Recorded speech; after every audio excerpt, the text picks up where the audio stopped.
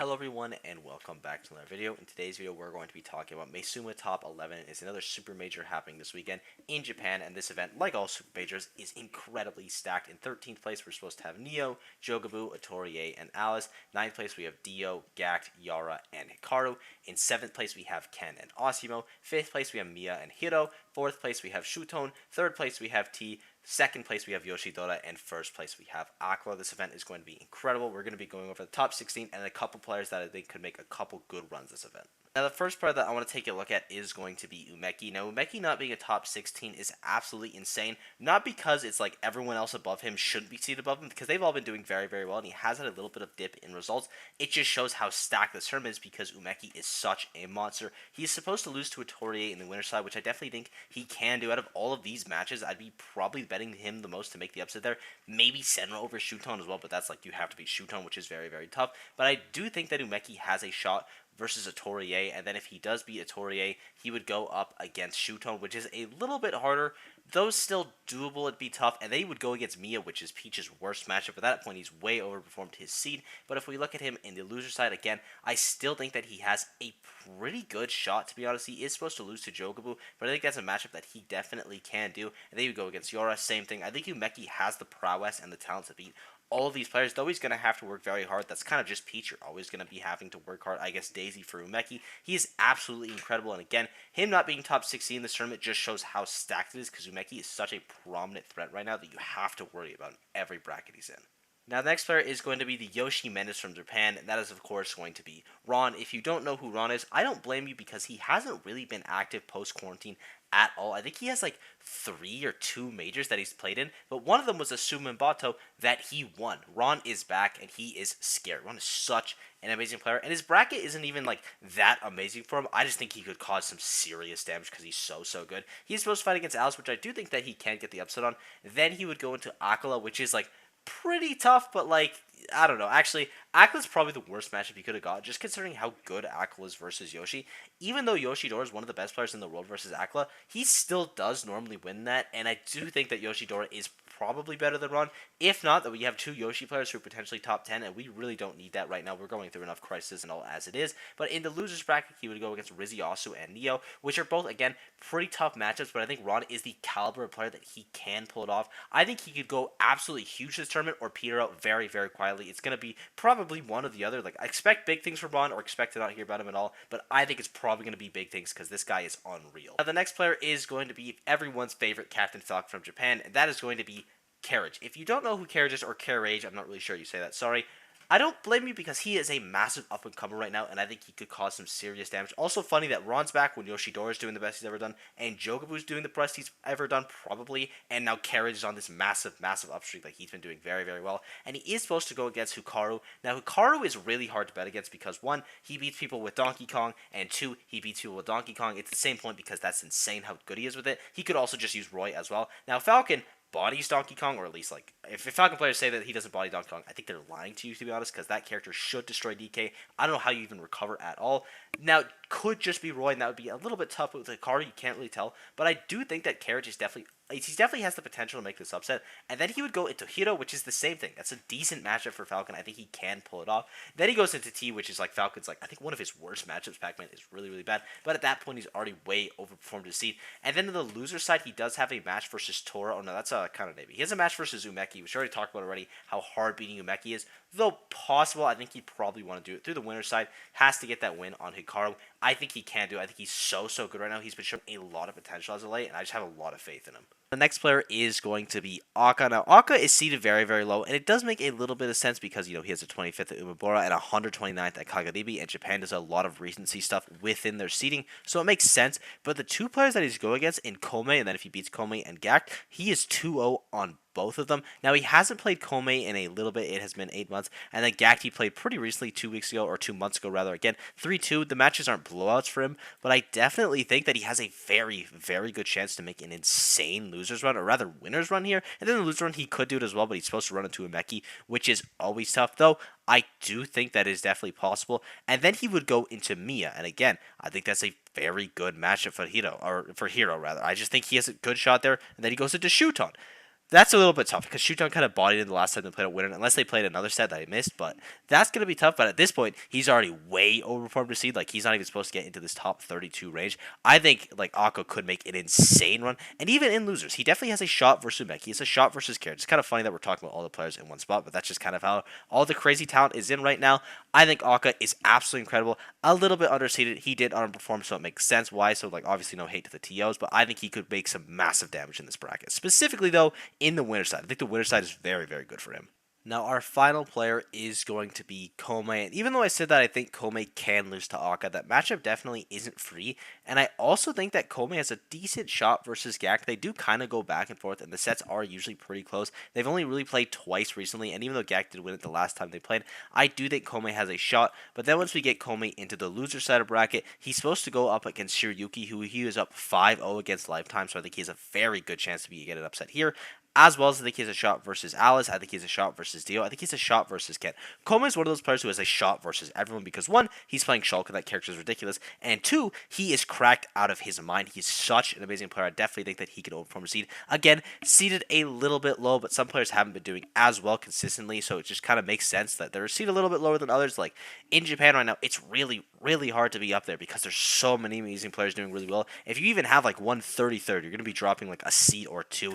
It is ridiculous how stacked they are, how good the talent is. And even though that's going to be the last of the players that we're mentioning, at least outside of the top 16, of course, that isn't everywhere in this tournament that could actually pop off. If there's a player that you want me to cover, please let me know down below. Tell you what I think in the comments. There's a lot of very talented people I just didn't talk about. I didn't talk about Yara at all, or when we talk about Yara, but I didn't talk about Tora, didn't talk about Senra, I didn't talk about Jelly, and he's seeded for 25th or 17th or whatever. Like, this tournament is insane. Again, if there's anyone that you want me to mention, please let me know down below. But let's get on to the top 16. And here we have our top 16 sheets made, of course, by the lovely iCookie Monsters. Their stuff is in the description down below. But this one's going to be a little bit interesting. Also, this is just the seeding. This is just the top 16 seed, just so we get to talk about every single player within the top 16 because they made a top 16 seed. They deserve to be talked about. But Aquila, Steve is legal at this tournament. I don't know if the tech is going to be banned because it feels like Japan doesn't think the tech is that big of a deal. So I'm very curious if Aqua will be abusing it. Maybe he won't use it at all. Maybe we'll see him start using more other characters in preparation for the ban because he thinks it's coming. Maybe more Kazuya, more Aegis, more DK.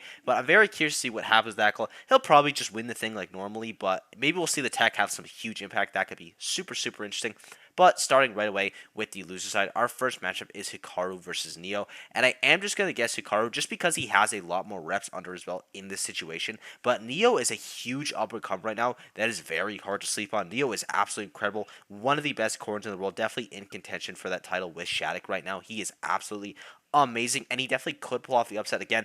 Corn is going to be favored versus Donkey Kong, and then Corn is probably in Roy's favor. I'd have to guess, but maybe it isn't that bad. It could even be even, to be honest. So I could see Neo taking it, but I am going to give it to Hikaru just because I think he has more experience in these kind of situations. Then we have Yara versus Jogabu. Again, the matchup is pretty even between both of them, but I just think Yara is such an unstoppable force right now that I think he's going to win. Though Jogabu has been doing incredibly well, I've been very impressed by him, so I could be surprised there. Gact and a Torier. Now, this was a little bit tough. I am going to pick a Torier just because sometimes when a Torier wins, he wins so hard. When he's playing with momentum, he looks like one of the best players in the world. I'm talking like a Torier is like top like 20 in the world. When he's playing good, he looks unstoppable. But when he's not playing good, Gact is the type of player that would absolutely steamroll him because Gact is absolutely amazing. So I think this is going to be kind of a test for a Torier.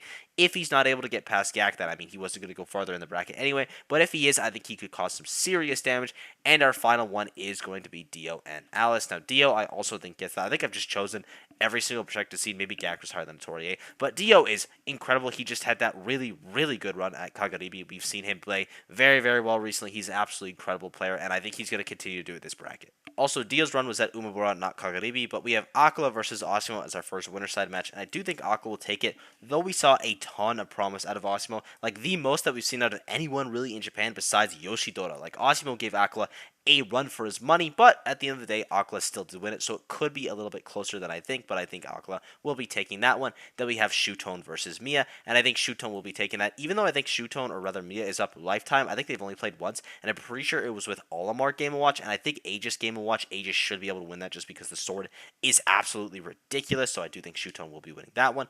Then we have Yoshidora versus Ken. I think Yoshidora's momentum right now is very hard to stop. He is such a good player. He's so good. Though Ken has been doing pretty well as of late as well. So maybe we see him. I don't know if it'll be Sephiroth or Sonic. Apparently, Ken thinks Sephiroth is better than Sonic, which is insane, but like also he's been getting top 8s at majors consistently, so maybe he knows something that I don't. And our final one is going to be T versus Hiro. I don't know how Pac-Man is supposed to, or rather how Bowser is supposed to beat Pac-Man, or Kazuya for that matter. Maybe Kazuya is not as bad, but Pac-Man is a really, really tough one. I think T will probably be winning that one, but Hiro is known for overcoming these really tough matchups. I say that every video I talk about him, but it is true. He's just really, really good at them, so Hiro could take it, but I just predicted all the seeds. I know, a little bit boring, but all these players are just so, so strong. So in the losers' nights, we have Mia versus Hikaru as our first one. I do think that Mia would probably take that just because I think Mia is really, really good. Though Hikaru is amazing, I don't think the Donkey Kong counterpick versus Game & Watch is a good idea because Game & Watch absolutely destroys Donkey Kong, so it'll probably have to be Roy, and I do think that Mia will be able to close that one out. Though that isn't like a crazy good match for Game & Watch, you could even say it is maybe Roy's favorite because he does have that nice disjoint, though it is a little bit awkward to use. You can't use it like it's a real sword like you would with like maybe Crom. I don't know, maybe we see the Crom. I don't think so because I don't think I've ever seen a card play Crom, but a man can dream, though I do think Mia will be taking that one. Osimo versus Yara. Now this is probably the one that I'm the most unsure about. I don't know if these players have ever played. To my knowledge, they haven't, but I'm going to guess Yara because I just have so much faith in him. And even though Osimo showed how good he was last weekend, or not last weekend, but the last major that he went to with that second place at Kagaribi, I am going to be betting Yara in this one. If Osimo wins it, though, I wouldn't be super surprised because both players are of that like S+ tier caliber. They're absolutely ridiculous.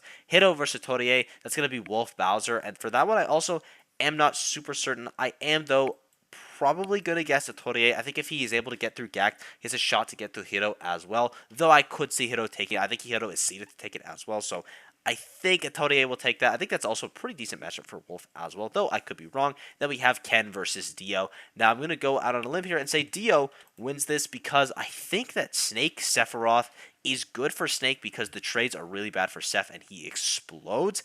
Sonic Snake isn't as good, though I think it's okay because they're kind of the same thing. Sonic doesn't hit you for like a ton of damage, he just hits you a lot of times, and if you're trading for a lot of those hits, then it could be good for Dio, so I think he has a shot there as well. Now for Mia and Yara, I do think that Mia will be taking this one just because he is absolutely ridiculous, as well as Bucket just being very good for the Samus matchup. I think Game Watch is pretty good versus Samus. I think that's one of the rough matchups because again, Bucket's really scary. Up out of shield is always a threat that you have to deal with, and Samus shield pressure is usually pretty good. Like you have these really, really heavy hitting hitboxes, and Charge Shot does a ton of shield damage, which makes it really, really scary. But Mia Watch or Game & Watch can just kind of disengage, and you don't have to worry about that as much. So I will be giving that one to Mia. And a Torie and Dio. Now they never played, and the Torie also hasn't really played against Shogun. I think he's played against Shogun once, and it was like 3 years ago or something crazy. Like so, I don't really know for this one, but I'm gonna guess a Torie because again, he's got the momentum building up at this point. He's on a roll, so I think he's gonna be able to get that win. And on the winner side of the bracket, we have Akla and Shutone.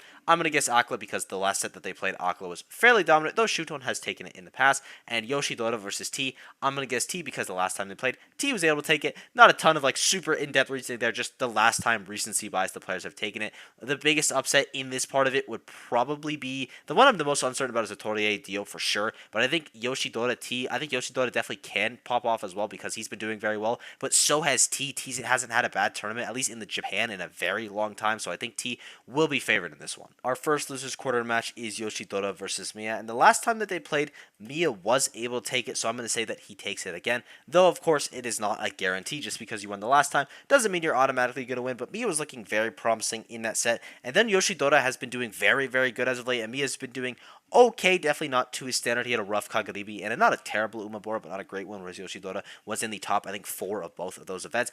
I do think if Mia is able to make it into this part of the bracket, he's proven himself to be consistent once again, and he will be able to take that dub, though Yoshidora can be literally every single player on the screen, and you can't really say that about literally anyone else because Akala is on the screen. You can say that about Akala and Yoshidora because everyone else has a very tough chance versus Akala, though I do think Mia will be able to win it. Yoshidora is never really out. Then we have Shutone versus Torie. Now, I know at this point, a Torie would have a bunch of momentum, and I talked about how important that is, especially for a player like him, but momentum can only take you so far, and Shutone is a player that doesn't really care about your momentum because he's like, oh, you're playing hot, it doesn't really matter, I'm just better than you, and then he just bopped you. I think Shutone is going to be favored here. Of course, not impossible for a Torie, but I will be picking him. And here we have our final 4. And spoilers, it's going to be a little bit anticlimactic because all these matchups we've kind of seen a lot before. Akla versus T, Akla usually wins this one. Mia versus Shutone. I think Shutone is going to win this one. Again, this could go either way because we've never seen them play, but I think the matchup is favored for Shutone. Then you have T and Shutone. T usually takes that one, though it does go back and forth a decent amount, so this could also be a point of contingency. Again, that's the one I'm probably the most concerned about, at least about these final four. And then in the grand finals, I do think that Akla will be able to take it versus every single player here. I'm very confident that Akla wins this tournament. If he doesn't, I'll be surprised, and I'm super interested to see if he implements the tech, because I think there's a decent chance that we see it at least a little bit. Maybe nothing pivotal. Maybe it's just one multi-hit. Maybe he doesn't do it at all. Maybe it's banned just straight up for the tournament. I just don't know because I can't read Japanese. I'm not really sure, but at the end of the day, I think Akla will take it, and I thank you guys for watching. I hope you enjoyed. Sports been absolutely unreal lately. You guys are the best. Of course, any video ideas, leave them down below. If I miss your favorite top player, just, again, leave them down below. I'll be sure to go over how I think the run will be. Thank you guys for everything, and I will see you all in the next video. Bye-bye.